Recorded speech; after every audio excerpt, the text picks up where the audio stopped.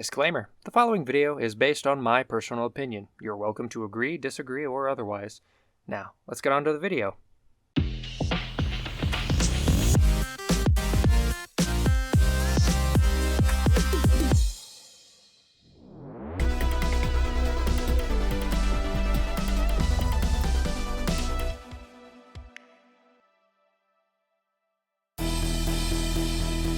Hello everybody, and welcome back to the MoC Spotlight, where we take apart what you build.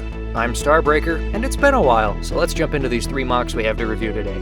First is going to be Katio the Blue, next, Vezon the Disaster, and finally, the Great Spirit Robot. I think it's some pretty cool stuff we have lined up for today, so let's take a look at these builds. First up for the day, we have Katio the Blue, built by 1000 Purse 30. This adorable Matoran build has a wonderful array of posability and articulation. It looks like a small and quick build, but so sturdy in its construction at the same time. Really big fan of the chonky boot shaping too. I would love to see some of the gray swapped out for more blue, however, or maybe a contrasting color like white or green. The abundance of gray very well communicated the mechanical look, but the color blocking would be pretty solid if even just a socket connector piece was swapped out. Another thing I really enjoy about this build is the potential for back-mounted modifications, such as the claw arm or 2 extra hands shown in these pictures here. I wonder what the connection looks like on the back. Is it just a single ball joint, or is there something a little more modular? I'm a sucker for builds that leave room for add-ons and attachments. It looks like it has a custom head construction too, which is by no means a small feat to accomplish. I've spent way too much time trying to build those myself. Overall, I really enjoy this style of Matoran-esque building, and well done to the builder on this one. Next up, a ferocious-looking build, and one of the best-looking disasters I've seen in a while. Vezon the Disaster by PoorDisadvantaged. It has a lot of small details littered throughout it that overall convey an amazing amount of attention to detail and story inspirations.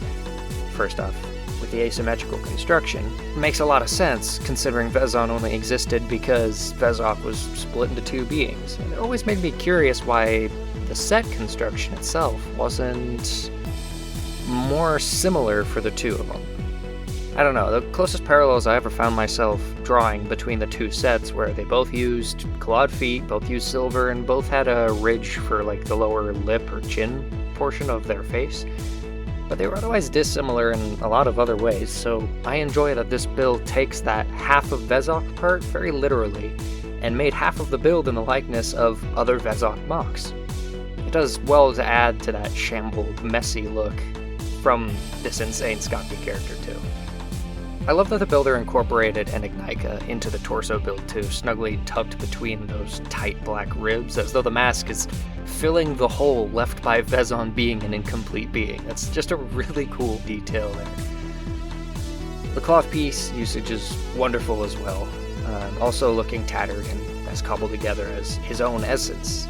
Topping it off, I love the weapon's ability to switch between a scythe and a spear, and the flame piece conveying both the laser eye ability and the raw energy of the Ignika burning inside him is another lovely touch.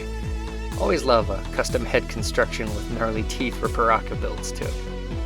Another wonderful disaster that encompasses the chaos of one of my favorite BIONICLE villains perfectly. This build was part of a 2006 themed collab as well, so if you want to see more Ignika and Paraka themed creations, check out the link in the description.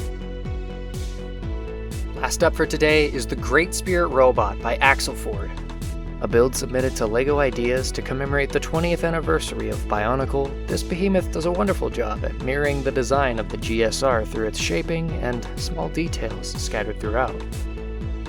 I like how solid this guy looks throughout its construction, and the detail for the midsection and the tubing of the spine area looks wonderful. The limb connection does seem a little gappy and small to me, but that can easily be overlooked with a build of this scale since there aren't many connection methods that allow for both articulation and fullness at this size.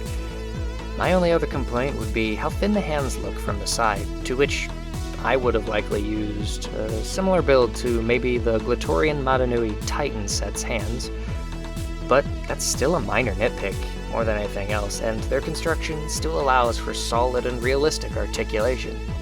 Truly, The rest of this build does wonders for communicating accurate shaping and pretty solid scaling from this build to the actual thing. Oh, and let's not forget the best part. It has bendable knees! Truly, well done on the overall look of this MoC, and giant robots are always a bonus in my book. Alright, I think that about does it for today. Want to see more builds like these, or show off something of your own? How about chat with another fellow LEGO or Bionicle fan? Well, check out the message boards at board.ttvchannel.com, and I think we've got something in store for you over there. If you want to go even further, you can become a patron starting at $1 a month and get access to our Discord server for live updates, live podcasts, and most importantly, live shenanigans. You'll even get access to our Biocraft Minecraft faction server where you can explore places like the island of Matanui created in full in Minecraft, which I don't know about you, but sounds pretty neat to me. I'd love to hear your guys' thoughts on the builds presented today, so feel free to comment down below, subscribe to the channel, and click the bell for notifications if you want to see more content like this right as it comes out, and follow us on Twitter for even more updates at the TTV channel.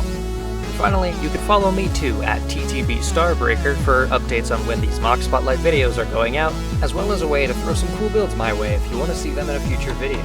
Just remember they have to be on the message boards. For now though, take care everybody, and I'll see you all next time.